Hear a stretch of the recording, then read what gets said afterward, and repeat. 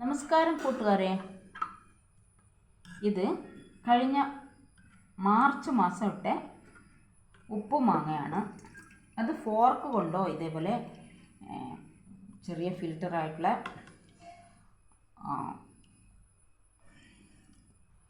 Spoon കൊണ്ടോ കോരിയെടുക്കാം. അതിനുശേഷം ഇതിങ്ങനെ കിട്ടും. ഇതെങ്ങനെ ഇങ്ങനെ ഉണ്ടാക്കിയത് എന്ന് പറഞ്ഞാൽ, മാങ്ങ മൂക്കുന്നതിന് മുന്നേ കഴുകി തുടച്ച് നടുവ് കട്ട് ചെയ്തിട്ട് അതിൻ്റെ ഉള്ളിലുള്ള അണ്ടി എടുത്ത് മാറ്റിക്കളയണം. കാരണം ആ അണ്ടിയാണ് ഇതിന് പുഴുക്കളൊക്കെ വരാൻ സാധ്യത. ഇത് കഴിഞ്ഞ വർഷം ഇട്ടതാണ്, ഫ്രിഡ്ജിലൊന്നും വെച്ചതല്ല, അതുപോലെ തന്നെ ഇരിക്കുന്നുണ്ട്.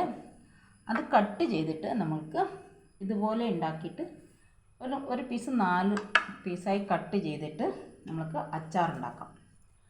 അച്ചാറുണ്ടാക്കാൻ കാര്യമായ അച്ചാർപ്പൊടിയോ കാര്യമൊന്നും വേണ്ട. ഒന്നുകിൽ കാശ്മീരി ചില്ലി പൗഡർ അല്ലെങ്കിൽ സാധാരണ ചില്ലി പൗഡർ, കുറച്ച് എണ്ണ, നമ്മുടെ അളവിനനുസരിച്ച് കുറച്ച് നല്ലെണ്ണ ബോയിൽ ചെയ്യാം. എണ്ണ അടുപ്പത്ത് വെക്കുക. അപ്പോൾ ഗ്യാസ് മുന്നിൽ വെച്ചാൽ എണ്ണ നല്ലവണ്ണം ചൂടായാലും ഒരു 2 മണി കടുകിട്ടാൽ അത് പൊട്ടിയതിന് ശേഷം ഗ്യാസ് ഓഫാക്കി വെക്കുക. കുറച്ച് സമയം കഴിഞ്ഞ് കഴിഞ്ഞാൽ അതിൽ ചില്ലി പൗഡർ ഇടുക ആവശ്യത്തിന്. അതിനുശേഷം കുറച്ച് കായത്തിൻ്റെ പൗഡർ ഇടുക. ഉപ്പൊക്കെ ഇതിലുണ്ട്, ഉപ്പൊന്നും ഇടേണ്ട ആവശ്യമില്ല. ആ എണ്ണയിൽ ഈ മാങ്ങയും ഇട്ടിട്ട് ഒന്ന് ഇളക്കുക. അപ്പോൾ ഈ മാങ്ങ പോലെ തന്നെ ഇരിക്കും. കുറച്ച് നല്ലോണം ഉപ്പിട്ടിട്ട് ഇത് ഉപ്പിലിട്ട് വെച്ചാൽ മതി.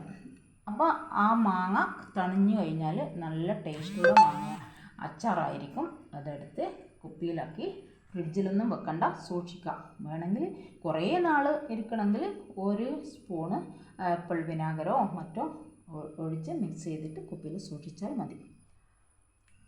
ഓക്കെ. അതുപോലെ തന്നെ ഈ മാങ്ങ കൊണ്ട്, ഉപ്പിലിട്ട മാങ്ങ കൊണ്ട് നല്ലൊരു പച്ചടി ഉണ്ടാക്കാം. പച്ചടി എങ്ങനെ ഉണ്ടാക്കി? ഉപ്പിലിട്ട മാങ്ങ എടുത്ത് 1-2 പീസ് കുറച്ച് ചെറുതായി അരിഞ്ഞ് മാങ്ങയും നല്ല തേങ്ങയും കുറച്ച് 2-3 പച്ചമുളകും കുറച്ച് കടുകും ഇട്ടിട്ട് അരക്കുക. അരച്ച് കഴിഞ്ഞിട്ട് ഇതിന് കുറച്ച് വെള്ളം എടുക്കുക. ഇതിൻ്റെ കുറച്ച് വെള്ളം എടുത്ത്, മാങ്ങ ഉപ്പിലിട്ട വെള്ളം എടുക്കുക. ഈ വെള്ളം എടുത്ത് അതിൽ കലക്കിയിട്ട്, തേങ്ങ അരച്ചത് കലക്കിയിട്ട് വെക്കുക. അതിന് ശേഷം ഉപ്പൊന്നും അതിലിടാൻ പാടില്ല, കാരണം ഇതിന് ഉപ്പുണ്ട്. ഉപ്പ് ഇടാനേ പാടില്ല. പച്ചമുളകും കടുകും മാങ്ങയും തേങ്ങയും കൂടി അരച്ച് നല്ല കടുക് വറുത്തിടുക. കടുകും കായമുളകും കറിവേപ്പിലയും കൂടി വെളിച്ചെണ്ണയിൽ വറവ് ആ പച്ചടിയിൽ ഒഴിച്ച് കലക്കിയാൽ നല്ലൊരു പച്ചടിയായിരിക്കും. Okay, thank you.